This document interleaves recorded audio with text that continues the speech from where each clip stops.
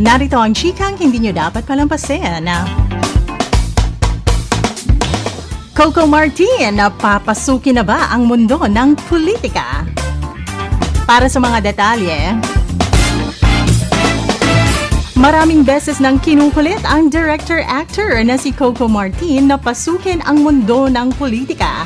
Ayon sa kanya, tuwing election season ay lagi siyang nilalapitan ng ilang grupo para kumandidato sa mataas na posisyon sa gobyerno para mas lumawak ang kanyang pagseserbisyo publiko. Gayunman, sa dami na nag-offer kay Coco, lahat daw ay tinanggihan niya. Paulit-ulit na sinabi ng aktor na honestly, wala siyang interes kasi nakita niya kung gaano ito kahirap. Bilib-an niya siya sa lahat ng mahuhusay at tapat na public servants.